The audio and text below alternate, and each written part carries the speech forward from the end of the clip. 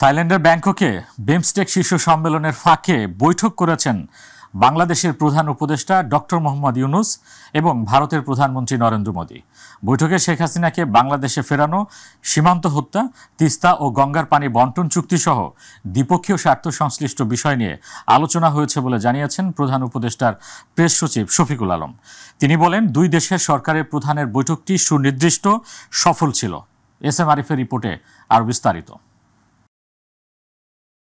থাইল্যান্ডের রাজধানী ব্যাংককে বিমস্টেক শীর্ষ সম্মেলনের ফাঁকে দ্বিপাক্ষিক বৈঠক করেন বাংলাদেশের প্রধান উপদেষ্টা ডক্টর মোহাম্মদ ইউনূস এবং ভারতের প্রধানমন্ত্রী নরেন্দ্র মোদী।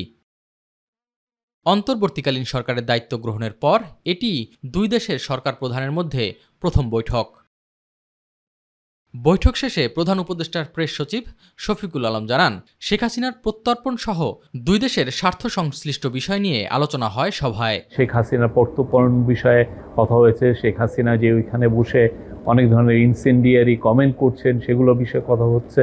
তারপরে বর্ডার কিলিং নিয়ে কথা হয়েছে। আমাদের দুই দেশের মধ্যে যে গাঞ্জেস ওয়াটার ট্রিটিটা আপনি জানেন যে নতুন করে এটার এক্সপায়ার হয়েছে, নতুন করে ট্রিটিটা হওয়ার আবার কথা হচ্ছে, এবং তিস্তা ওয়াটার, এগুলো সবগুলো নিয়েই কথাবার্তা হয়েছে। দুই দেশের সরকার প্রধানের মধ্যে অনুষ্ঠিত হওয়া এই বৈঠকটি সফল হয়েছে বলেও জানান প্রেস সচিব।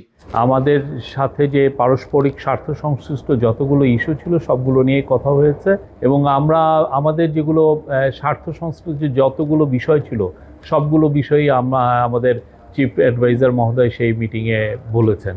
আমি বলবো যে মিটিংটা খুবই কনস্ট্রাকটিভ, প্রোডাক্টিভ এবং ফ্রুটফুল হয়েছে।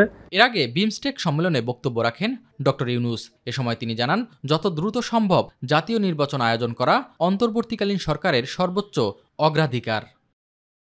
S M Arif, My TV. বাংলাদেশের অন্তর্বর্তী সরকারের প্রধান উপদেষ্টা ডক্টর মোহাম্মদ ইউনূসের সঙ্গে বৈঠকে গঠনমূলক সম্পর্ক, সংখ্যালঘু ইস্যু, সীমান্ত নিরাপত্তা, হাসিনার প্রত্যর্পণ সহ বেশ কিছু বিষয়ে নরেন্দ্র মোদীর কথা হয়েছে বলে জানিয়েছেন ভারতের পররাষ্ট্র সচিব বিক্রম মিশ্রে। ব্যাংককে মোদি ইউনূস বৈঠক শেষে সাংবাদিকদের সঙ্গে কথা বলেন ভারতের পররাষ্ট্র সচিব।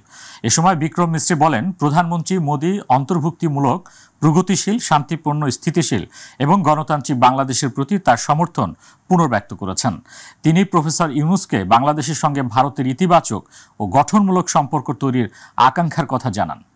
ভারতের প্রধানমন্ত্রী নরেন্দ্র মোদীর সঙ্গে প্রধান উপদেষ্টা ডক্টর মোহাম্মদ ইউনূসের বৈঠক আশার আলো জ্বালিয়েছে বলে মন্তব্য করেছেন বিএনপির মহাসচিব মির্জা ফখরুল ইসলাম আলমগীর। এই বৈঠক দুই দেশের জন্যই কল্যাণকর বলে মনে করেন তিনি। সন্ধ্যায় বিএনপি চেয়ারপারসনের গুলশান কার্যালয়ে এক ব্রিফিংয়ে এই মন্তব্য করেন তিনি। এদিকে ইউনূস মোদী বৈঠককে বিএনপি ইতিবাচক হিসেবে দেখছে বলে জানিয়েছেন দলটির স্থায়ী কমিটির সদস্য মির্জা আব্বাস। রাজধানীর শাহজাহানপুরে নিজ বাসায় গণমাধ্যমের সঙ্গে আলাপকালে তিনি কথা জানান। এ সময় তিনি পলাতক শেখ হাসিনা ও তাদের দোসরদের ফিরিয়ে এনে বিচারের দাবি জানান। ভারত এবং বাংলাদেশের সম্পর্কের মধ্যে যে একটা বিটারনেস তৈরি হয়েছিল, সেই বিটারনেসটা তৈরি যেন আর বেশি না সামনে যায়, অথবা এটা আপনার যেন কমে আসে, সেখানকার কিছু নতুন সম্ভাবনা সৃষ্টি হয়েছে। শেখ হাসিনার প্রত্যাবর্তন এবং বিচার সময়ের দাবি, জনগণের দাবি, আমাদের দাবি। ওনার যারা সাঙ্গপাঙ্গ যারা আছে ওখানে, যারা এই দেশকে অস্থিতিশীল করার চেষ্টা করছে, তাদেরকেও যেন সঙ্গে ফেরত আনে এবং ফেরত দেয়, এবং ভারতের উচিত শেখ হাসিনাকে অবিলম্বে ফেরত দেওয়া। আগামী 2 বছরের জন্য বিমস্টেকের সভাপতির দায়িত্ব গ্রহণ করেছে বাংলাদেশ। এ সময় দক্ষিণ ও দক্ষিণ পূর্ব এশিয়া জুড়ে আঞ্চলিক সংযোগ, অর্থনৈতিক সহযোগিতা এবং উন্নয়নের প্রতিশ্রুতি পুনর্ব্যক্ত করা হয়। শুক্রবার থাইল্যান্ডের রাজধানী ব্যাংককে বিমস্টেক নেতাদের সঙ্গে যোগ দেন বাংলাদেশের অন্তর্বর্তী সরকারের প্রধান উপদেষ্টা ডক্টর মোহাম্মদ ইউনূস।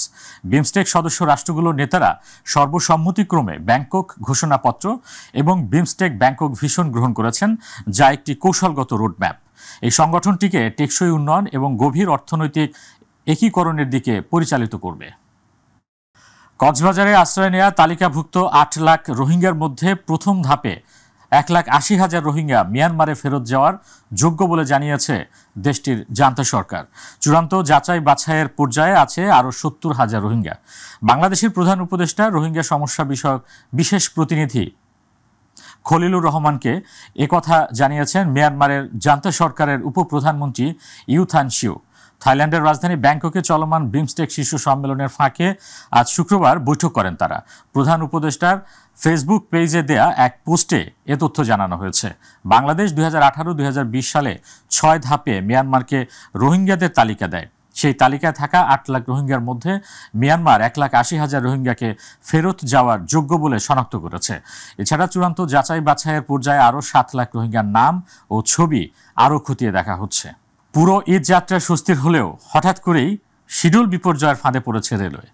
আর যার ফলে গরমে পরিবার পরিজন ও শিশুদের নিয়ে স্টেশনে ভোগান্তিতে পড়েছেন যাত্রীরা। এর মধ্যে আবার টিকিট নেয়ার জন্য অনলাইনে সার্ভার ডাউন ছিল কয়েক ঘন্টা। ঈদ মৌসুমে হঠাৎ শিডিউল বিপর্যয় খুব বেশি অস্বাভাবিক মনে করছেন না স্টেশন ম্যানেজার। জাতীয় নাগরিক পার্টির উত্তরাঞ্চলের মুখ্য সংগঠক সাজ্জিস আলম বলেছেন, বিগত 1 যুগ ধরে রাজনীতি আর গণমানুষের রাজনীতি ছিল না। রাজনীতি ছিল টাকা দিয়ে মনোনয়ন কেনা এবং রাতের আধারে কারচুপির মাধ্যমে নির্বাচিত হয়ে সংসদে যাওয়া। শুক্রবার রংপুর নগরীর কিরামতিয়া মসজিদে জুমার নামাজ শেষে সাংবাদিকদের প্রশ্নে এসব কথা বলেন তিনি। সাজ্জিস আলম বলেন, জাতীয় নাগরিক পার্টি 300 আসনে প্রার্থী দিতে প্রস্তুত। এনসিপি যদি জনগণের চাওয়া অনুযায়ী কাজ করতে পারে তাহলে জনগণ তাদের রায় দিয়ে সংসদে নিয়ে যাবে। জনগণের যতটুকু প্রাপ্য এই রংপুর বিভাগের মানুষের ততটুকু প্রাপ্য তাদের জন্য অবশ্যই বরাদ্দ রাখবে এবং আমরা সেই আস্থাটুকুই অন্তর্বর্তীকালীন সরকারের উপর রাখতে চাই। থাইল্যান্ডে অনুষ্ঠিত বিমস্টেক সম্মেলনে প্রধানমন্ত্রী নরেন্দ্র মোদীর সফরের মধ্যেই কৌশলগতভাবে গুরুত্বপূর্ণ চিকেন্স নেক করিডোর নিয়ে বাড়তি সতর্কতা অবলম্বন করা শুরু করেছে ভারত। পশ্চিমবঙ্গের শিলিগুড়ি করিডোর নামে পরিচিত এই সরু ভূখণ্ড উত্তর পূর্ব ভারতের সঙ্গে দেশের মূল ভূখণ্ডকে সংযুক্ত করে ও এর চারপাশে রয়েছে নেপাল, বাংলাদেশ, ভুটান ও চীন। ভারতের উল্লেখযোগ্য পদক্ষেপগুলোর মধ্যে রয়েছে হাসিমারা বিমান ঘাঁটিতে রাফালের যুদ্ধ বিমান ও মিগ মোতায়েন, ব্রহ্মোস সুপারসনিক মিসাইল রেজিমেন্ট মোতায়েন, দূরপাল্লার S-400 surface two air missile system স্থাপন, মধ্যম পাল্লার সারফেস টু এয়ার ক্ষেপণাস্ত্র স্থাপন এবং আকাশ প্রতিরক্ষা ব্যবস্থা জোরদার করা। সেই সঙ্গে নিয়মিত ট্যাঙ্ক ও লাইভ ফায়ার সামরিক মহড়া পরিচালনা। এদিকে শুক্রবার থাইল্যান্ডের রাজধানী ব্যাংককে 6ষ্ঠ বিমস্টেক সম্মেলনের গাইডলাইনে বাংলাদেশ ও ভারতের 2 রাষ্ট্রপ্রধানের মধ্যে বৈঠক হয়। বৈঠকটি অত্যন্ত গঠনমূলক, কার্যকর ও ফলপ্রসূ হয়েছে বলে জানিয়েছেন ডক্টর ইউনূসের প্রেস সচিব শফিকুল আলম।